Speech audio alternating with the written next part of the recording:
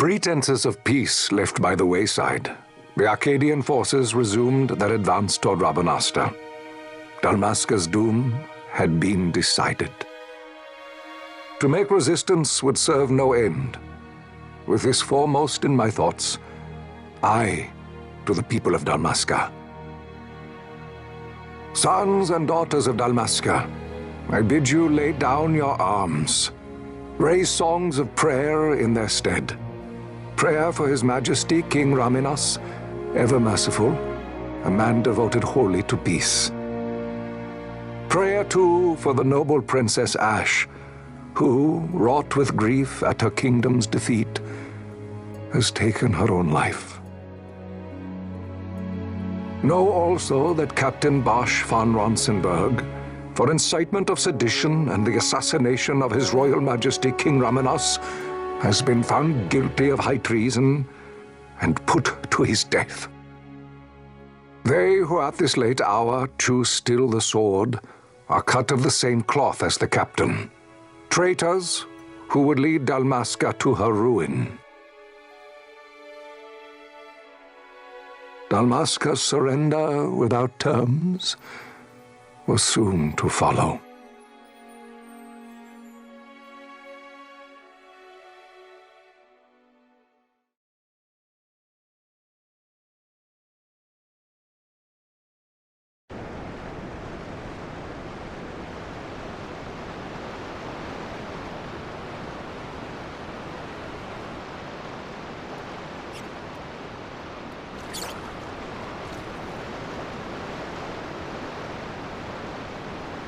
Vaan!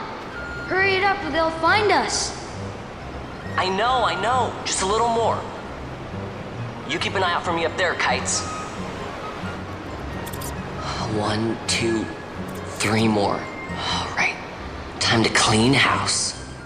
And welcome back to part 2 of Final Fantasy XII, where this time we'll be taking control of a new character named Vaan, as we get more of a better introduction to combat. As you might have noticed at the start there, the game was slightly sped up. On all the modern re-releases of the game, or the Zodiac Age version of the game, you have the ability to speed up the game to double speed or quad speed. Most of the game is going to be spent on double speed, just as a warning now, just to get a move on. But after you've cleared up these rats, just as a bit of a warm-up, you'll get the rest of the cutscene that plays up here. Wow, Vaan! You got him all yourself? Guess I know who to call when something big comes along. Hey, it's good practice for the desert. I'm ready for anything now. That's enough for today. You should get back to Miguel's place, Kites. Aren't you running errands for him? Oops, totally forgot. You should come, Vaan. He's busy today. Might have some work for you to do, too. I've got other, work to do. Hey, lock this place up for me, will you? If Miguel finds out we've been down here, he'll tan our hides.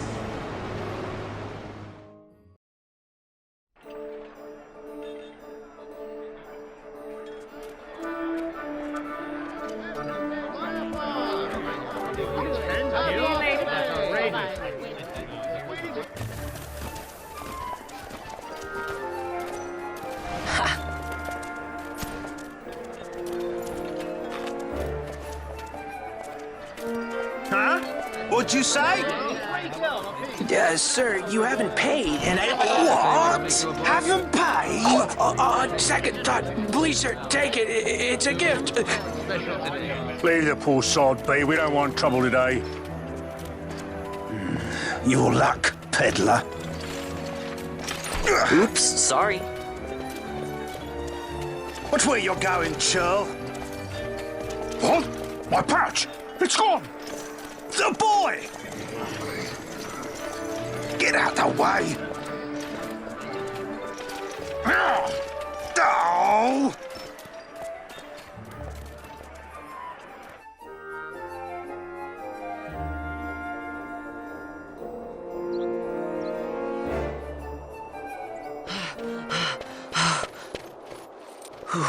What?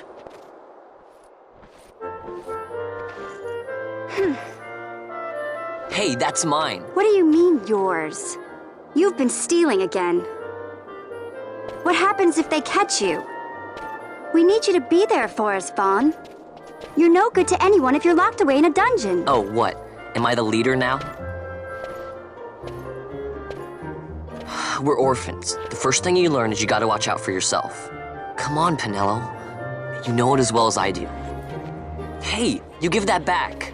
What do you think you're doing? I thought that this money was the people of Dalmasca's property. The Imperials stole it from us, so it's only fair that we take it back. It's our duty as Dalmascans. Well, wasn't that what you said? Yeah, but I never said anything about taking it back from me. This is for that bread you took the other day. Just because I help Miguelo out every now and then, it doesn't mean that you get to eat for free too, you know. I know that. You think I like living like this?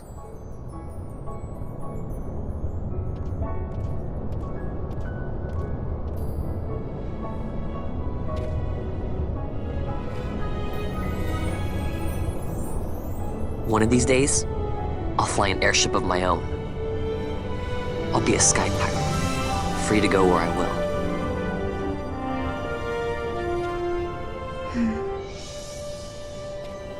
Well, be careful. You'll never fly anything if you're rotting in a dungeon. Oh, Miguelo had some errands that need doing. He wanted you to drop by his place. It might be a good idea to lend a hand.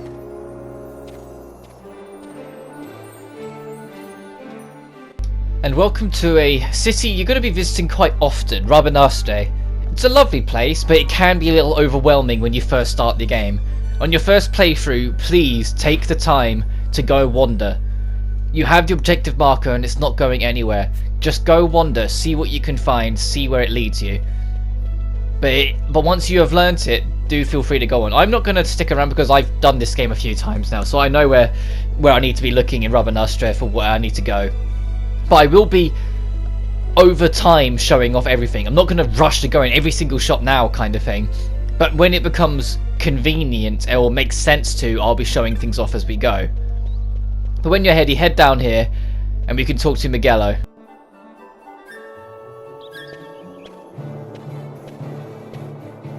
Ah, Vaan, I was waiting. Pinello said you needed something? Had me some packages supposed to be arriving by courier. In the morning, perhaps he ran into some trouble on the desert. Now I've no foodstuffs to prepare for the banquet tonight. So you want me to find this courier? Hey, no problem. No problem. The desert teems with trouble. I'd be sending you to an early grave, my boy. No, I've arranged for some replacement goods from Tomage over at the Sand Sea. So you want me to go to the tavern to pick him up? Actually, I asked Kites to do that. Wouldn't you know he's gone missing on me, too? I can't leave my shop, and I've Pinello on another chore at the moment, you see. What I want you to do is run over to the Sand Sea and fetch Kites back. What do you say? Sounds wild. It's easy work, and you'll thank me for it someday. Sounds easy enough. The Sand Sea is going to become an important location for later on, so learning where it is now because of this little opening side quest is pretty handy. Because there's a feature in this game that kind of replaces things like card games, kind of replaces most mini games, and is something that is omnipresent for the entire adventure. So having the game introduce it to you as soon as is a good way of mitigating the problem of not realizing that this is important. And that's bounties. There's two distinct locations you're going to be collecting bounties throughout the game. This is one of them. Because this bar is not here for drinks. You see that board that Kites is standing around? Stop loafing around. He's about to introduce us to the fact that there are hunts that you can do. Miguelo's courier didn't get here on time. Creature spotted in the Ester Sand. What is that? Miguelo gets his shipments from the Ester Sand, which, as the name kind of implies, is the sand to the east of Rabanastre. And so Miguelo couldn't get his supplies from it because they were attacked because some monster attacked on the Ester Sands, the courier the shipment was going to come from.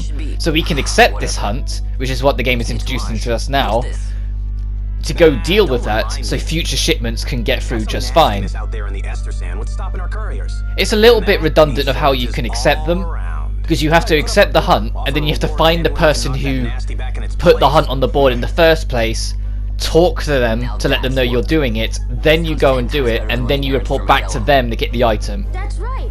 Vaan, you should give it a shot. And you should be getting back to Magello. Now, Kites. He was waiting for you. Oh, right. Yeah, go on, Kites.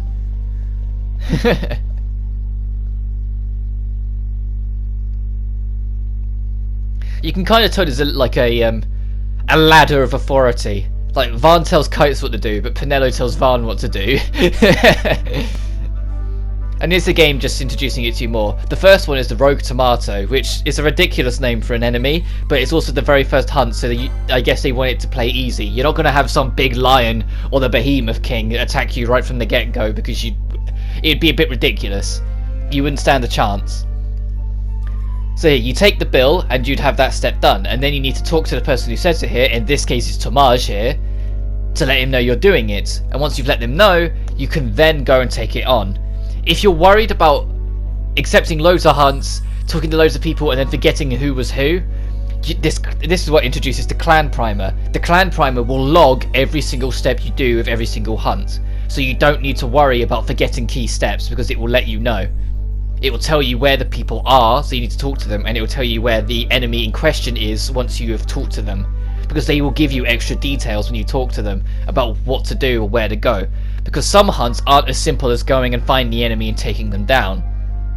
Some hunts require specific things to already be in place, or for you to visit during certain times of the day, or specific weathers, etc, etc, before you can get a chance to take or strike your enemy. And so begins our first hunt against the Rogue Tomato. The rookie mistake that everyone makes when you first go here is that when you go take down the Rogue Tomato, you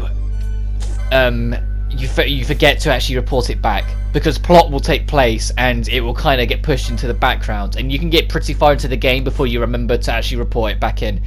But this is new to the Zodiac Age. If you're playing base 12, you didn't have access to this. You get to choose what job class you want your characters to be. The forewarning is, when you click them, you're locked into them, so choose very carefully. There's a lot here. You got the White Mage, the Shikari, the Bushi, the Black Mage, the Archer, the Foebreaker, the Time Battle Mage, the Monk, the Knight, the Red Battle Mage, the Machinist, the Ulan, and that's your lot. I wanted to show off every single one, but that's kind of impossible, I think. I think even with a full cast, you can't really show off everyone, so I decided to go with the Shikari, because that best suits Vaan. Because daggers are cheaper weapons, and for this early stage in the game, are perfect for him, for getting him powerful enough to make a difference, whilst ultimately he won't be our strongest member. But my reasoning for doing this is that, and it's a bit of a spoilers, but my main three, so to speak, for this team doesn't include Vaan. And that leads into something that is a commonly mentioned criticism, and I totally get with this one. Vaan is the protagonist of this game on technicality alone, because he has extremely little significance to the overall plot in this game. He's just there for the ride, essentially, whilst everyone else, including Penelo, kind of has more importance to everything at large. And so, for the sake of making it kind of more on point, my main team 3, I've already decided who they're going to be, and it doesn't include Vaan. So I wanted Vaan to be someone who could be effective early game, but by the time he would start losing his merit, be replaced. And the same kind of applies to Penelo as well. When Penelo joins the team, there's a similar intention with her. But once you've picked your job, you are brought into something called the license board. The license board is structured differently depending on what job you chose, but if you're playing base 12, it's only one board that is shared among all the team members. The license board works a bit different and is also a point of contention. I don't mind it, but it is something that comes up in different ways. As we open this door to get access to the Estus Sands. Oh gee, that's too bad. The license board is your right to use specific equipment, magic, and armor. You have to have the part of the license board active for you to be allowed to use a specific sword, a specific piece of armor, a specific spell, because apparently there's some invisible law that will just stop you from being allowed to do it if you don't have the license for it. Now, this system has been done before technically, but in a very different sense. In Final Fantasy X, they had a very similar thing with the sphere grid. The difference being the sphere grid also unlocked those things when you used them. If you had the sphere grid that allowed you to use Cure, that character would also unlock the ability to have Cure full stop. Whilst in 12 you don't. Every spell needs to either be found in treasure chests or brought from shops, every weapon, every armor, everything. You can't just unlock them and then have it. You have to unlock it and have owned it for it to actually become usable. And so you'll see when it tutorialized it when we started, we got an accessory, but we couldn't equip it until we had the license for accessory 1s. But when you're ready, enter the Dalmasca Estus stands. There's 4 enemy types that you need to know about in this area. There are harmless ones, which will only attack you if you attack them, which will have the green health bars above them. These cactus-looking things, the cactites. There are these lion-looking enemies that are a bit stronger, but if you take them on one by one, you should be fine. But just understand that Vaan is completely alone for all of these encounters, so be wary of numbers. There's a cockatrice, which is a round ball-like bird that you can find in the corners, that are a bit stronger than the wolves, but you have to be wary of them because even if there's only one of them, they're about as strong as 2 wolves attacking you. So you can get overwhelmed pretty easily if there's more than one cockatrice. And there's one huge, powerful enemy in the middle of the entire map that is a docile enemy. It does have a green bar, so will not attack you unless you attack it, which is the Tyrannosaurus Rex looking motherfucker that you saw in the introductory scene for this area. There's also this rogue tomato, but that's part of the hunt, so this doesn't count for standard encounters. When you're ready to approach the tomato, it's a very easy encounter. When it's halfway down, it will restore all its health and run away. And when you track it down a second time and take it down, that's all you need to do. So you're just going to run away and go down there, and that's as far as it runs. Because it's introducing to the fact that hunts in this game, and part of the reason why back in Final Fantasy 15, when I recorded that game, I said hunts really aren't that special compared to earlier games in the series. Most hunts have a lot more to them than just fighting them. As I said before, it's not just a matter of going up to them and attacking them like it is in 15. Some of them have prerequisites, such as different weather at certain times of day, or just having to solve a certain puzzle before they will show their face. Or in other cases, such as this one, the enemies will have gimmicks tied to the actual enemy themselves, so when you start attacking them, things will happen that will cause you to change what you're doing. A very simple case here is this opening one, where the enemy runs away, so you have to track it down a second time. So use it as an opportunity to explore a bit more before you go up and approach the rogue tomato a second time. It's also a good opportunity to grind some early experience here. Because Vaan is entirely on his own, he will level up fast because he'll be getting only the entirety of the experience. Something that will come a criticism, and they kind of address it in Final Fantasy 13, so to all you 13 haters, suck it. I say that, I'm not a big fan of 13 either, but that's besides the point. In this game, every time you take down enemies, you not only get experience, but you get license points. Your license points are what's spent to unlock things on the license board that I talked about earlier. License points are shared across the entire party, regardless of whether they are in combat or not. So, when Vaan and Penelo get removed from the party, as I mentioned before, when I get later members, they will still be getting license points, so they will still be getting access to better skills and equipment despite losing levels. But your level experience doesn't carry over. Only your active free members get experience. Time to call it a day. So anyone else in the background that isn't your active free members misses out on the experience entirely. So when Vaan gets backseated for the rest of the cast later on for my plan, the level he is then is the level he'll stay. That being said, once I've beat the entire game and I start grinding out for the post-game stuff, I might, keyword might, go out of my way to grind the backseated characters up to a reasonable level to show off the different cast a bit more in post-game where the story no longer is that significant. But my main 3 are going to be getting most of the love. And to be honest, like, as much as I kinda hesitate to say so, I recommend picking your 3 and sticking with them, because trying to keep all of, like, the entire team around the same level will just result in you having to grind. Because your party will end up underleveled for some of the late game's encounters. Because unlike Final Fantasy 15, this game can actually be pretty tough in places.